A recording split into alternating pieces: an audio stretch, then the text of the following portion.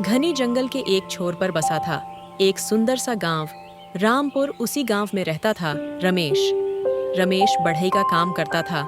उसके 2 बच्चे थे, एक लड़का चयन और एक लड़की चींटी। चयन और चींटी की माँ बचपन में ही चल बसी थी। वह दोनों अपनी माँ को बहुत याद करते थे और अक्सर माँ की याद में उदास हो जाया करते थे। चींटी, अगर माँ होती तो हमें कितना प्यार करती। है भैया, मुझे भी माँ की बहुत याद आती है। उनकी ये बातें उनके पिता सुन रहे थे। बच्चों की उदासी दूर करने के लिए उनके पिता ने दूसरी शादी कर ली। चयन और चींटी नई माँ को पाकर बहुत खुश हुए, लेकिन उनकी सौतेली माँ गायत्री उन्हें देखकर खुश नहीं हुई। वह दुष्ट औरत थी। वह किसी भी तरह उनसे छुटकारा पाना चाहती थी और इसलिए हर समय नए नए उपाय सोचा करती थी। वह अपने पति से चयन और चींटी की शिकायतें करते हैं ताकि वो उनसे नाराज हो जाएं। अरे चयन के पापा, आपको पता है आज चयन और चींटी पूरा दिन खेलते रहे और उन्होंने मेरी बात नहीं मानी और मुझे उल्टा जवाब भी दिया। लेकिन रमेश चयन और चींटी से बहुत प्यार करता था, इसलिए वह प्यार से समझाया। अपनी माँ को परेशान न करें और उसे किसी प्रकार की शिकायत का मौका न दें। चयन और चींटी भी पिता की बात मानकर अपनी सौतेली माँ को खुश करने की कोशिश किया करते, लेकिन वह तो किसी भी तरह बस उन दोनों से छुटकारा पाना चाहती थी। एक बार उनके गांव में सूखा पड़ गया। लोग खाने को मोहताज हो गए। इस स्थिति में सौतेली माँ चयन और चींटी से और ज्यादा चिढ़ने लगी। उन्हें खिलाना पिलाना उसे आपत लगने लगा। एक रात वह अपने पति से बोली, गांव में सूखा पड़ा है, खाने के लाले पड़े हैं। ऐसे में हम चयन और चींटी को अपने साथ नहीं रख सकते। हमें उन्हें जंगल में छोड़ आना चाहिए। जो सुनकर चयन और चींटी का पिता उदास हो गया और बोला, वह नन्हे बच्चे लोगों के साथ ऐसा कैसे कर सकता हूँ? कुछ तो उन पर दया करो। मैं कुछ नहीं जानती। इस समय हमें अपने बारे में सोचना चाहिए। खाने की व्यवस्था नहीं कर पा रहे हैं, उनके कहाँ से करेंगे? मेरी बात मान लो, हम कल उन दोनों को जंगल में जाकर छोड़ देंगे। सौतेली माँ ने अपना फैसला सुना दिया, जिसे मुंह बांधकर चयन और चींटी के पिता ने मान लिया। इन दोनों की बातें चींटी ने सुनी, जो उस समय जाग रही थी। वह तुरंत घर के आंगन में गया और वह कोने में रखे डिब्बे से अपने कुछ कंचे अपने पास रख लिए। अगली सुबह सौतेली माँ उन्हें बोली, चयन और चींटी, हम लोग लकड़ियाँ काटने जंगल जा रही हैं। तुम दोनों भी हमारे साथ चल रहे हो। चलो जल्दी तैयार हो जाओ। और चयन और चींटी जंगल जाने के लिए तैयार हो गए। फिर सब जंगल के लिए निकल पड़े। जंगल में एक स्थान पर पहुंचकर सौतेली माँ बोली, चयन और चींटी, तुम लोग यहीं रुको, हम लोग दूसरी जगह से लकड़ियाँ काट कर आते हैं। उनका पिता कुछ नहीं बोला, बस उदास आंखों से उन्हें देखता रहा। फिर उनकी सौतेली माँ के साथ वहां से चला गया। चयन और चींटी वहीं उनका इंतजार करने लगे। शाम को कई अंधेरा छाने लगा, लेकिन उसके माता पिता नहीं लौटे। चयन डर के मारे रोने लगा। तब चींटी उसे दिलासा देता हुआ बोला कि डरो मत, मैं तुम्हें घर ले जाऊंगा। उसके बाद वह अपने द्वारा रास्ते में डाले गए कंचों को देखता हुआ चयन के साथ घर चला आया। जब उनके पिता ने दोनों को देखा तो दौड़कर उनके पास गया, उन्हें गले लगा लिया। उसे अपने किए पर बहुत पछतावा हो रहा था। वह बोला कि बच्चों, मुझे माफ कर दो, मुझसे बहुत बड़ी गलती हो गई। आइंदा मैं तुम लोगों को कभी खुद से दूर नहीं करूंगा। चयन और चींटी को वापस घर आया तो देख के सौतेली माँ नाराज हो गई। वह दूसरे मौके का इंतजार करने लगे।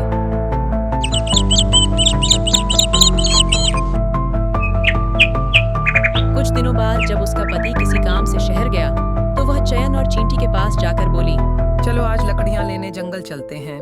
और चींटी अपनी माँ की चाल समझ गया, लेकिन उस समय उसे कंचे उठाने का मौका नहीं मिल पाया। वह भागकर रसोई घर गया और वहां से चावल के दाने अपनी मुट्ठी में रख लिए। इस बार सौतेली माँ उन्हें दूसरे रास्ते से जंगल ले गई। चींटी इस बार चावल के कुछ दाने रास्ते में डालता गया।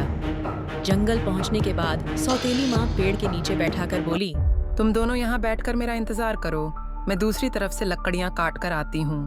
और चयन और चींटी की वहीं बैठकर सौतेली माँ की इंतजार करने लगे। शाम हो गई और फिर रात, लेकिन सौतेली माँ नहीं आई। चयन डर के मारे रोने लगी और कहने लगी, अब क्या होगा? हम घर कैसे जाएंगे? जंगल में तो हमें जंगली जानवर मारकर खा जाएंगे। चयन, हमें सुबह तक जंगल में ही रुकना पड़ेगा। मैंने घर से यहाँ तक के रास्ते में चावल के दाने डाले हैं, लेकिन अंधेरे में हम नहीं देख पाएंगे। सुबह होने पर हम उन्हें देखकर घर पहुंच जाएंगे। डरते डरते दोनों जंगल में ही पूरी रात बिताई। सुबह होने पर वह घर के लिए निकले, लेकिन चींटी ने जो चावल के दाना रास्ते में डाली थी वह चिड़िया और गिलहरी खा गई। इस कारण दोनों जंगल में भटक गए। भटकते भटकते वह स्थान पर पहुंचे जहां उन्हें एक खूबसूरत चॉकलेट घर दिखाई पड़ा। वह घर ब्रेड केक, चॉकलेट और मिठाइयों से बना हुआ था। उसमें ढेर सारी कैंडी और चॉकलेट टॉफी भी लगी हुई थी। दोनों की भूख जग गई। दोनों उस घर के पास गए और चॉकलेट केक वगैरह वगैरह खाने लगे हैं। तभी एक बूढ़ी औरत वहां आई। उसे देखकर चयन और चींटी डर गए। डरो नहीं बच्चों, ये मेरा घर है और मैंने इसे तुम जैसे बच्चों के लिए ही बनाया है। अंदर आओ, मैं तुम्हें अच्छा अच्छा खाना खिलाऊंगी। दोनों भूखे थे, इसलिए बूढ़ी औरत के साथ घर के अंदर चले गए और बहुत सारा खाना खिलाया। खाना खाकर चयन और चींटी बहुत खुश हुए। उन्होंने बूढ़ी औरत का धन्यवाद किया और अपने साथ घटी इस सारी घटना बता दी। उन्होंने बताया कि वह अपने घर का रास्ता भूल गए हैं और जंगल में भटक गए। उन्होंने बूढ़ी औरत से पूछा, क्या आप हमारे घर पहुंचा देंगे? ये सुनकर ही बूढ़ी औरत जोर जोर से हंसने लगी। अब तुम लोग यहाँ से नहीं जा सकते, तुम्हें यहीं रहना होगा। मैं तुम दोनों को खाकर अपनी भूख मिटाऊंगी। दरअसल बूढ़ी औरत एक चुड़ैल थी जो बच्चों को मारकर खाया करती थी। ब्रेड केक, मिठाई वाला घर उसने बच्चों को आकर्षित करने के लिए ही बनाया। उसने चयन को एक पिंजरे में कैद कर लिया और बोली, लड़का जब तू मोटा हो जाएगा तब मैं तुझे खाऊंगी। चींटी को उसने अपने घर के काम में लगा दिया।